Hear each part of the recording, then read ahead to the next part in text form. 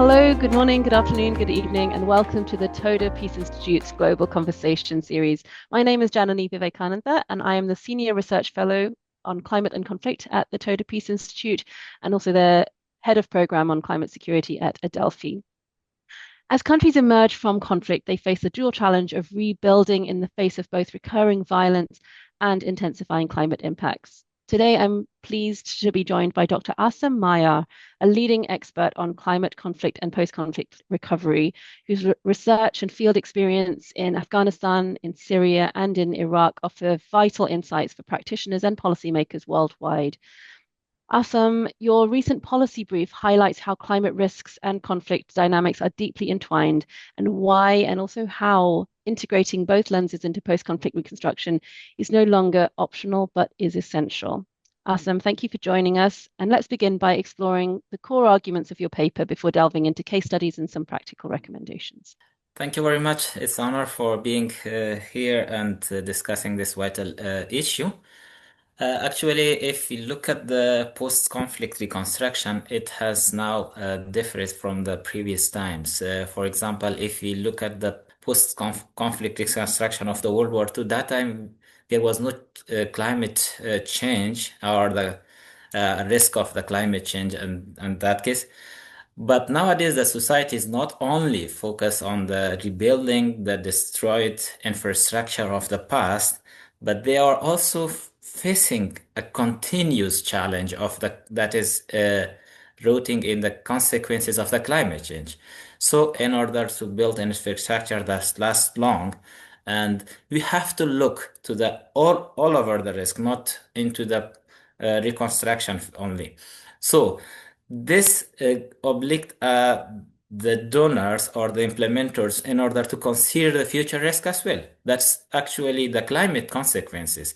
So the consequences of the climate change is different in every region. It's focusing, for example, in some region on the flood and some region on the drought, depending on the characteristic of that region. So as a continuous behavior of this phenomena, it requires us to integrate this risk into the post-conflict reconstruction. In addition to that, we also have now the social changes over the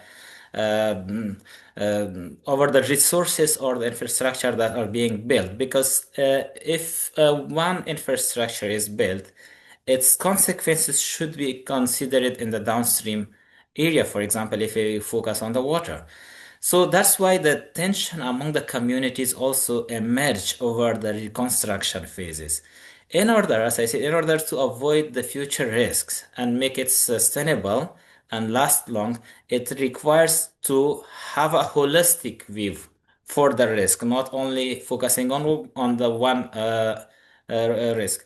So as we have these two risks continuously in our future, until it's lowered following the 2050. So the implementers of the projects or the donors requires to consider or integrate the climate risk as well as the conflict sensitivity into the climate adaptation project that to be more sustainable and reliable over the time.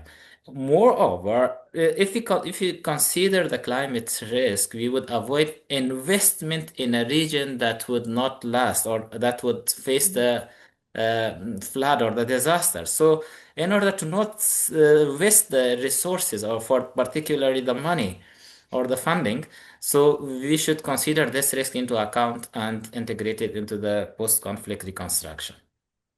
It makes complete sense, and it just it seems like common sense when you set it out like this, and yet it's not being done. We'll go into why you think it's not being done later, but can you just give us some of these Yeah, examples? yeah, yeah. Your paper draws on Afghanistan, on Iraq, on Syria. Can you, just to really bring it home, can you share like maybe one concrete example from one of these countries where neglecting climate and conflict sensitivity in reconstruction led to some unintended negative consequences?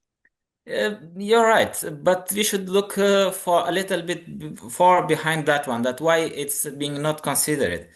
If we look at the flow of what has been done, we have observed, or we can see that during the 1990s, the UN had committed that they will tackle the natural disaster over the world to reduce its consequences, its social and economical consequences.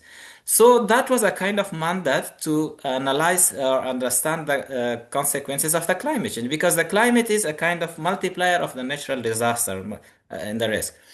But that time we had less resources if you look into that one. So the remote sensing was less, technical capacity was less. So these resources do not allow it to analyze everything as we can do it now.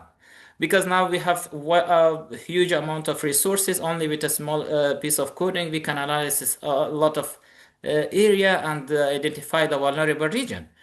But So that when time you that say was not available. resources, do you mean Sorry? technology? When Yeah, yeah, when yeah. you talk about we have more technology now. Okay. Yeah, Yeah. yeah, technology and the resources. So, following that one, if you look at the example of Afghanistan, so when the international assistance mission came to Afghanistan, they observed that the country lacked the flood risk map. So they were unable to identify a region that's vulnerable to the flood, and that's why if they build infrastructure that would face a flood consequences. So that's why the first thing in 2005 was that they have focused on the building a nationwide flood risk map, and this map was completed in 2009 and 10. So you see, that was a kind of a very initial risk assessment that helped further infrastructure development after that one in order to take this into account. So the main challenge is that we don't know this risk in that region exactly. So following that one in 2014 and 16, the International Assistance Mission made a kind of Afghanistan special data center in order to understand what challenges we have, what risks we have, not only flood, and also in this time it was drought included, landslide, as well as avalanche. So these four major risks were assessed to plan or coordinate the infrastructure development in that years. But if you look at the examples of Iraq and Syria, unfortunately, this program has not been implemented over there uh, to build the disaster risk profile in order to enable the donors to plan their projects. So one of the major challenges is understanding the risk, and then is to integrate it into that post-conflict reconstruction. One solid example I would like to give it to you, that if you look at in Afghanistan now that we know the risk, we have it the digitized map in overall the somehow in the GIS environment. So there are 300 schools and 400 health center at risk of flooding. There is a thousands kilometer of road in the risk of landslide as well as in the avalanche.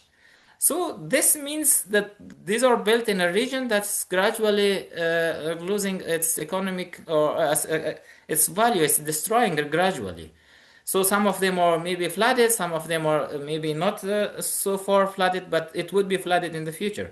So you see, this is a kind of example that if the risk is not assessed prior to the reconstruction phase, the resources would be lost. So that's also one of my recommendation for Iraq and Syria, that the World Bank program like Global Facility of Disaster Risk Reduction may also build a risk assessment profile for these two countries in order to have an initial ground knowledge of the risk, and then we can combine it with the post-conflict reconstruction. So particularly, we can also say that multiple bridges have been collapsed because of the risk of climate was not considered into that one, that how it would be designed. So these are the things that need to be considered in the integration of the climate risk and conflict sensitivity into the post-conflict reconstruction, and should be addressed prior to the integration. Can you conversely highlight a case where integrating these approaches actually made a positive difference on the ground, maybe in terms of additional co-benefits, building resilience, building trust, building dimensions of Yeah. peace? Uh, I can also give you one or two or three examples. For example, there was a kind of a small building in Afghanistan in Paktian. So the people of that region were very happy for that. That okay, a dam would be built in their area. It would store water for their agriculture and use. But I heard concerns from the downstream area that they were telling, okay, if this is built, then that would reduce our resources. Mm. So, but if we look at the other picture, in order to keep both side in mind, we can use agricultural or irrigation methods that last long or improve its efficiency to consume less water and store water for the downstream. So there are also examples, for example, in Afghanistan to build a canal to reduce water losses and have to save water for the downstream. And furthermore, a very important one is the uh, distribution of the drought tolerant or drought resistant seeds. For example, I can name one of the fruits that was distributed in the dry region. It was jujube, if you know the name Mhm. exactly. It's a kind of fruit that's dry and it requires less water. So through cultivating such crops, we can save water for the downstream area, and that's a kind of um support for the downstream to avoid their concerns. Meanwhile, in Iraq, there is also some kind of, like, for example, projects built with solar energy to reduce the energy consumption, and also the drought tolerant crops cultivation that reduce water consumption and keep water for the downstream. I'm also now thinking of on a big scale analysis of if crop diversification in upstream country, for example in Afghanistan, if they can contribute or save water to the downstream countries in the Central Asia. So this could support the integration and collaboration of the upstream downstream countries and improve the situation. So we have examples in small scale, but Mm. it could be built on that one to improve the situation on the ground. Thank you. It seems that it's not simply Yeah, the the the impacts of integrating climate and conflict sensitivity into post-conflict reconstruction and development approaches, but also the way, the process in which it's done that has real potential to harness kind of greater yeah, resilience and build trust and cooperation between communities. So there seems to be a very strong set of reasons why this is a productive approach. Um, but in terms of process, kind of making sure it's consultative of upstream and downstream, yeah, all beneficiaries as well as non-beneficiaries. So some really important um, added value kind of points there. But can you share some of your views on some of the cross-cutting challenges for practitioners or companies doing these projects? I guess some of these will be big engineering companies, these will be big kind of construction companies. What are the challenges there for them to implement or integrate climate and conflict sensitivity into post-conflict reconstruction in fragile settings? Why are they not doing this yeah. now? Actually, if we take more variable into account, it increases complexity of a work. Mm. That is one of the reasons that in some cases some people follow the simplicity over the complexity.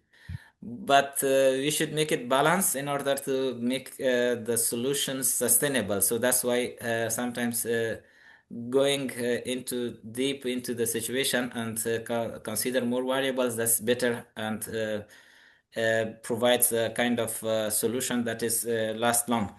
So if we look at if I come to your questions, they should consider the risk-informed design. So, and by this I mean They should consider the risk in their designs. For example, the flow is increasing. Usually, if you look at the statistics, my background, my bachelor is in civil engineering, so I know some why we need to consider the design.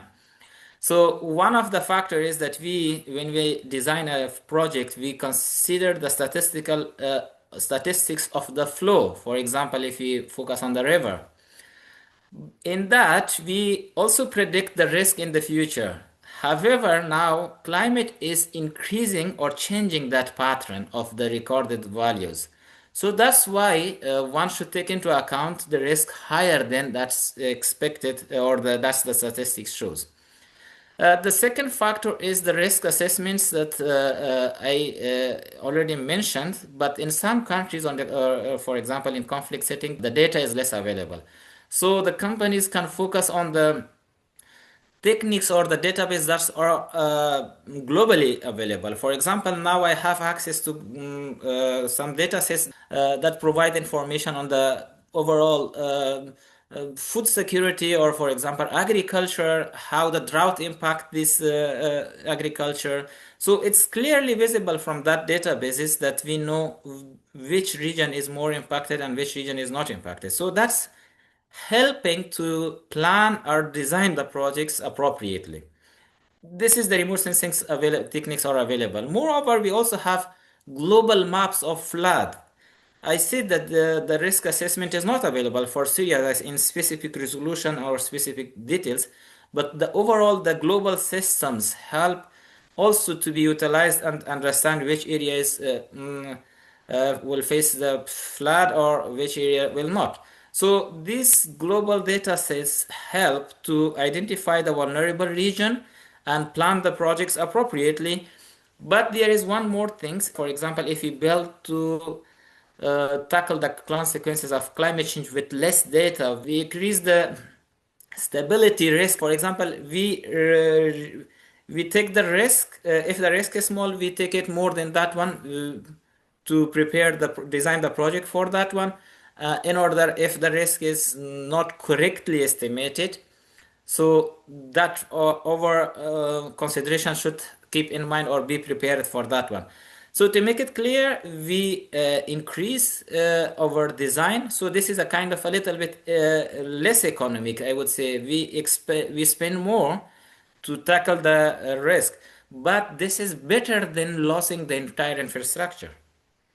That's one issue. Second, we can also say that we should also take into account the consequences of the what the projects are being done. For example, drinking water, providing drinking water is one of the tasks that the humanitarian projects are following, but most of them focus on the groundwater, which is less sustainable. We have in Afghanistan examples that the wells has been dried and the reservoir and the infrastructure has been then defunct and they are not used after drying the well. So keeping this in mind would help them to use the infrastructure for a longer period. And however, we need some kind of investment in order to increase the safety factor. It was a safety, not the stability. Thank you. So it sounds like if a lot of this is being implemented by private sector actors, it requires some kind of governance or policy framework that they're obliged to operate within because they're not going to do it themselves if if it entails an additional cost. But if it's a requirement from donors or clients, then it's something that's going to have to be included. Yeah, usually if you look at the implementation phase, the donor of mostly they determine the uh, TOR for the projects, and based on the TOR, the consultancy companies or the contractor design that into account.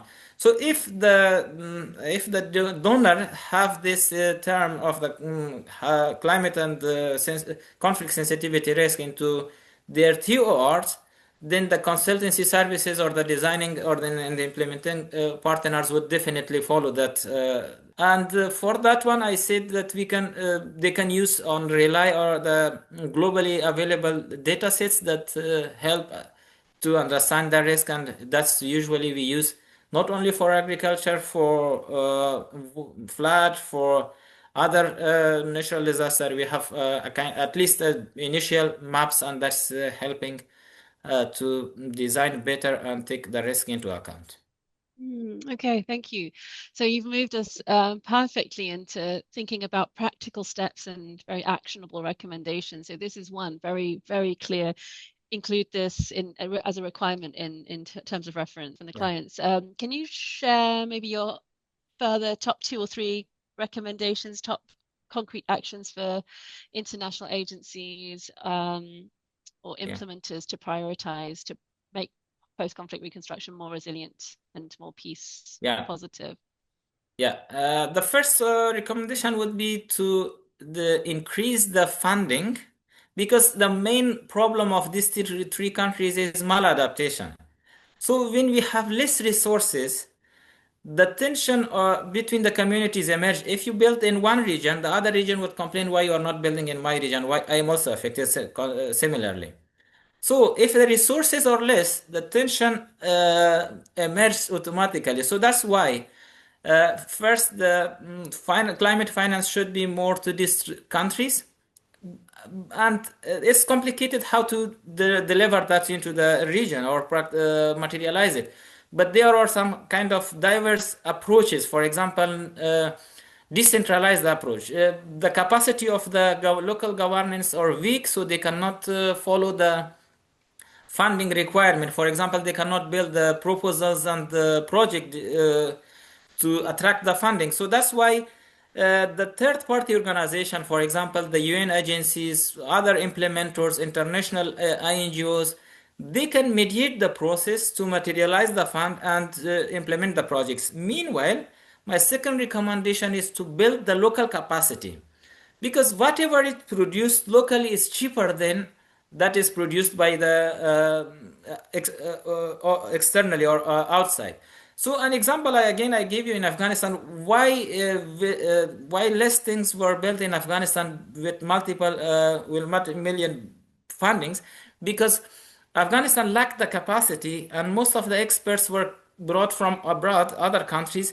So a huge amount was spent through the salaries, because all of the expat was receiving salaries in the international scale. However, if we build the local capacity or take into account the role of women, youth, and local indigenous knowledge, that helps us to do more with less money. What you are also telling at your talks, I hear that one. So the supporting local community or building their capacity would also let us, the designers, to select the measures that suit their condition, not only based on the impact, but also based on the site suitability. For example, there were some programs implemented in Afghanistan and also in Iraq and Syria that, like in Afghanistan, I can name the National Solidarity Program.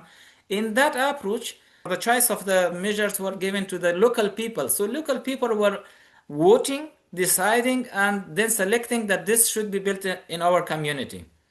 So that had more benefit than any other measure. So because they know their requirements better and they can look into the local resources.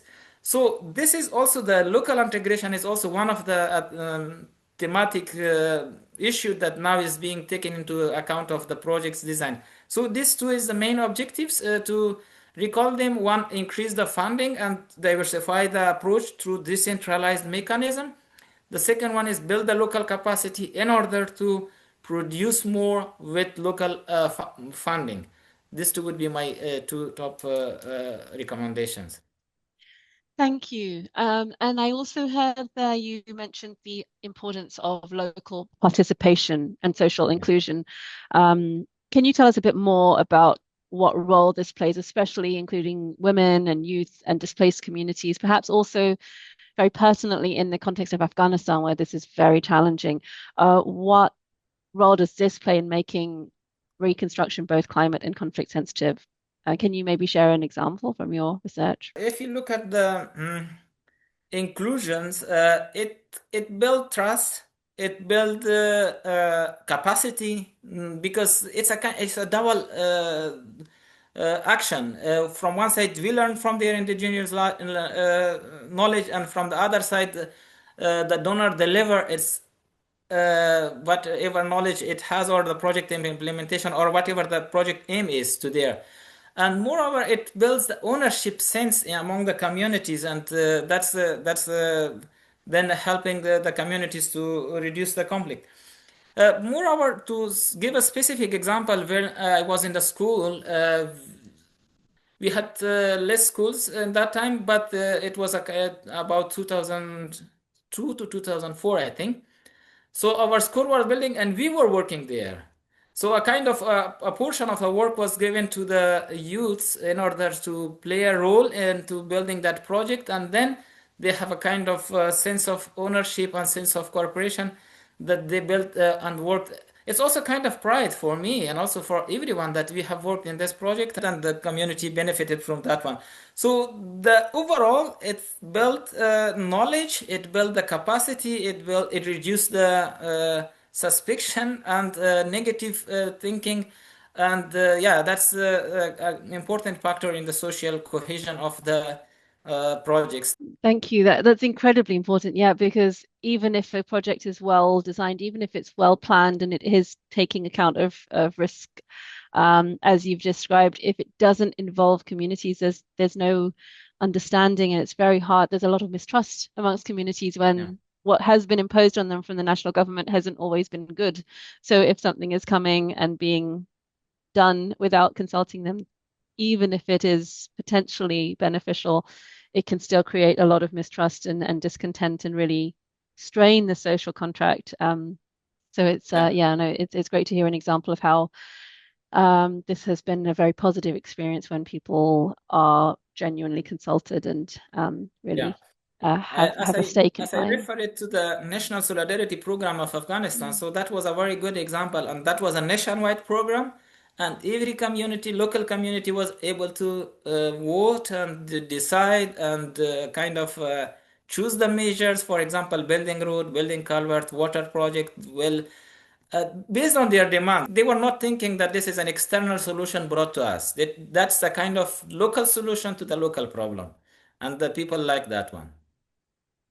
Wonderful. And this was in Afghanistan. This was between the two That Taliban program was regimes. implemented, yeah, through the Ministry of Rural Rehabilitation, and Hmm. that was a national solidarity program. And I think it was a 5 year program, but it was extended 5 years more into uh, just the name was slightly changed. But yeah, if you look at the programs across Afghanistan, that was one of the successful programs implemented in Afghanistan.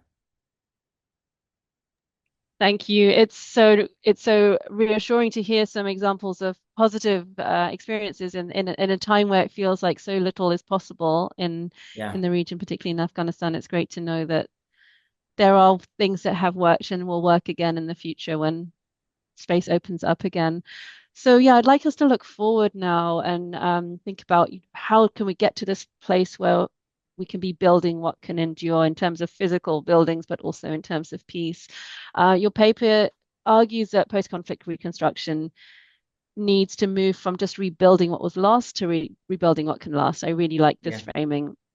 yeah. What does this look like in practice? And what mindset shifts and what kind of incentives does it require from donors and governments? We should learn from the lessons that was observed in the setting of Afghanistan and other countries, and if we plan the future, for example, with the paper focused on that one, like in Syria, we should learn from that one. And looking to the future, I think we discussed this somehow within our talk.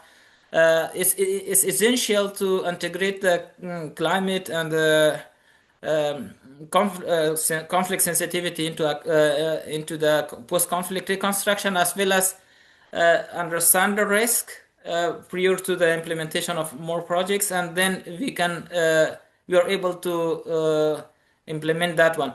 As we already mentioned, if we do not take into account the risk of climate, most of infrastructure may could locate into it in the risk of flooding or drought.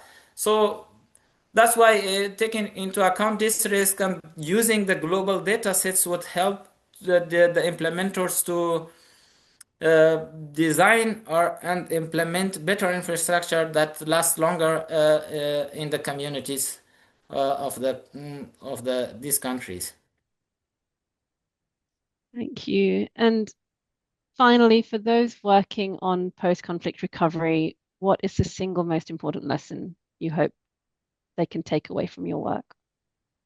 Uh, I think building the local capacity would be the highest recommendation because, as I said, it improves the efficiency of the project implementation and the funding materialization or consumption in the local area, and it can produce more with less funding. That's nowadays a challenge of the donor countries as well, that they cannot provide more funding as it was in the previously. The donors should also invest on agriculture because if you look at the agriculture, it benefits the people more because a very small portion of the agriculture yield is uh, going to the government as a taxes.